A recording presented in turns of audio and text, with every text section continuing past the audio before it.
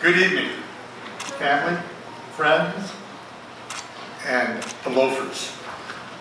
That's not a bad thing, that's a good thing. Thank you to Meredith, Stacy, and all the rest of the folks that have asked me to share with you some of the things that I've been through in the last few years. I think this fundraising effort kind of brings to a head what we can do as a community to help to make it easier for others to go down a path that sometimes they don't really want to go down. So instead of telling you about, that wasn't mine, so instead of telling you about my journey, I think it's probably more important to tell you some of the lessons that we have learned. When I say we, I think other cancer patients will mimic some of these vital life elements that you have got to embrace and listen to as you go through the journey. So the first of these vital life elements is time. The Rolling Stones song, "Time is on my side." Well, get that out of your head because it's not on your side. Time is your enemy. You have to move very quickly once you know that you're in the race with cancer. You don't have time for the anguish. You don't have time for denial. You don't have time for any of the feelings that usually go with finding out that something could kill you. The first thing you have to do is find out, what are my options? And that means getting a second opinion as soon as you can. Don't take no for an answer. I don't want an appointment next week or next month. I want an appointment tomorrow. And find out where the research is being done on the type of cancer you're facing. It's pretty important because there's a lot of research, thanks to these kind of fundraisers, on every type of cancer. And as we learn, there's proteins and there's a genetic code for each cancer, and there's specific treatments that attack that genetic code. And as we find these things out, we can beat this disease, but you need to find out as soon as you can, because as every day passes, your options get less. So time is a very vital element that I have learned, thanks to my team and my family, and it's not to be taken very lightly. So that leaves us with the next vital element, which is control. You know, there's no one that knows how you feel and what you're thinking better than you. Not your doctor, not your wife, not your kids, it's you. And if you don't communicate that, let your team know. That team is your doctors and your family and your friends. Get that out there, because that's the only way you're going to be able to start addressing what it is that is trying to kill you. It's very important to stay in control of your life. It is your life. And passing that control to someone else is not going to do you any good. I've had a series of setbacks during this journey, and every time we get to one of those, seems like a brick wall, sitting down with the team, whether it be the oncologists or my oncology nurses or my family, we find that you can get around these things, but you've got to communicate it and you have to take control of it. So controlling of your life becomes your life. You don't have time to put it off. It's not something you can say, I don't have time for, I've got to go to work or I've got to raise the kids. If you don't do it, and don't do it quickly, you won't have to worry about all those other things. You have to learn to ask questions and learn what kind of questions to ask. Questions like, what kind of medication are you putting me on? Is this chemo? Is this immunotherapy? What are we doing? What are the side effects going to be? What do I expect from this? And you have to be able to communicate that back to the members of the team that can help you deal with those things. Learn to keep records. My poor wife, who also faced cancer for the second time this year and has beat it, spends hours making notes of what drugs I have to take and how I feel and how I sleep and how much I go to the bathroom. It's very vital information for your team, your doctors and your nurses, to know what is going on. I know it sounds trivial. It's like, don't have to do that. I'll just go to see the doctor. But you never know when you're going to end up going to a research center and you're going to want, the research folks are going to want to see that kind of information. So keeping a log, keeping records of what you're going through and what you're taking and what are the side effects and how are they affecting you. The third, and probably one of the most important life element, is attitude. A positive attitude is so important to fighting this disease. It turns on all the right parts of your body and mind to fight things that would otherwise just take over.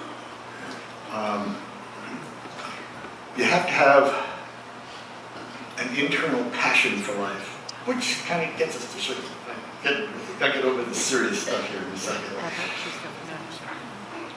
And as Meredith said, I think I said to her the other day when we were talking, that one of the things that helps you have a positive attitude is having a passion for life. Having so much zest that you want to get out there, no matter how bad you feel, no matter how sick you have been all night long, you still want to get out there. And even if I just get an hour or two of turns on Sugarloaf, that's worth it. It's a passion to live. It's a zest for life. And you need to find that in yourself.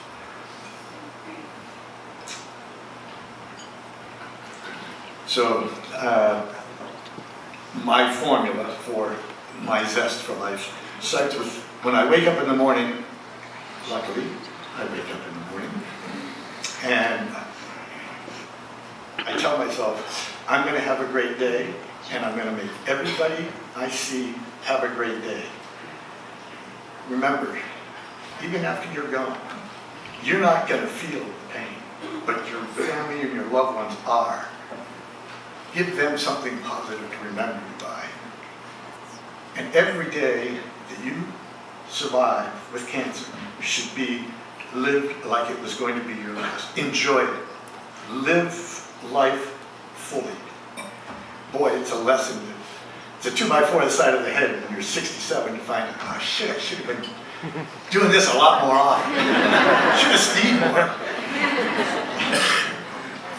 more. So, not just having a good day for you, but help others have a good day. Make it a good day for everybody around you. So I wake up in the morning, I think Meredith said it, I look out my window, Sugarloaf's kind of looking at me, and I watch the sunset, because for some reason, I wake up at 4:30, I wish I could cut that out, and watch the sunset, or sunrise, sorry, on Sugarloaf. And it just turns the zest for life right up. I can't wait to get out there. It's got to be 9 o'clock before the lifts, and I'm ready to go. Get up there, get some runs. Sugarloaf's a pretty spectacular place, and it holds a lot of very special spots when you stand at the top of Timberline Lift, and you look out over and you can see Mount Washington and Katahdin and Someday Bigger and all sorts of other wonderful. And you can just see forever. What a great spot. Or you ski down through Bubble Cover Glade, and it's so hidden, and it's such a wonderful spot. You get in there, and it's like, boy, this is what skiing is about. Or you get over into Powder Keg, or you get down into lower Bubble Cover, and you look up, and it's like, you know, well, it's like right here. It's a really special spot, and there's so many special spots on this mountain. I find myself stopping and just smelling the roses a lot more than I ever used to. And people that ski with me know that I never used to slow down a whole lot and smell the roses. It was just gonna get 50,000 vertical feet out of this and go like hell. Even my friends on patrol know me for that. So I told you I didn't practice a whole lot. So some of the other things that Sugarloaf does for us is give us a community with friends and acquaintances, people that we only see here, and we get together here like as if we've been old friends. God, it's getting to be like we've been old friends for a whole lot of years. But and my wife was an ambassador years ago, and we get together with all these older ambassadors. Even though some of them are getting too old to ski, they still come up and we still get together and talk about the old times and laugh at ourselves. It's a special part of Sugarloaf for us.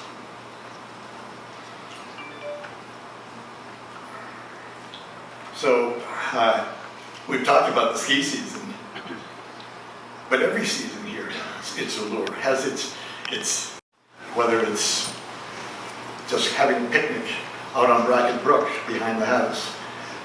Sugarloaf has so many memories and so much to be thankful for. I think we forget sometimes just how well we have it. And I really thank Sugarloaf for being where it is and what it is, and all of our community here for how much they participate in our lives. So, cancer doesn't have to be a death sentence, but it does have to be a wake-up call. And find your zest for life, and Sugarloaf's a great place to find it. I want to close by thanking a team of oncology nurses that have saved my life more than once. And I'm sure that every oncology team that all of us have dealt with have their angels. But I felt that it's so important for me to just point out how much it has meant to me that these gals give not just their professional care, but their love and their support through some really, really ugly times. If I can ask them, please stand. Paula.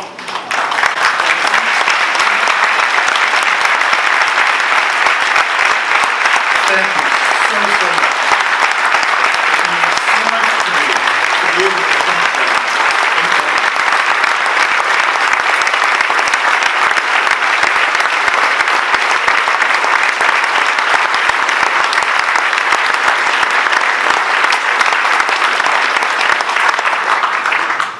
Life is so worth this greatest fight of your life.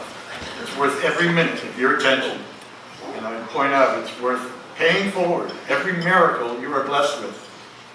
Because as you pay forward your good fortune, you help build hope for you and those that you touch. Thank you all for your prayers and your positive encouragement and your support for the Martha B. Weber and Maine Cancer Foundation. Thank you.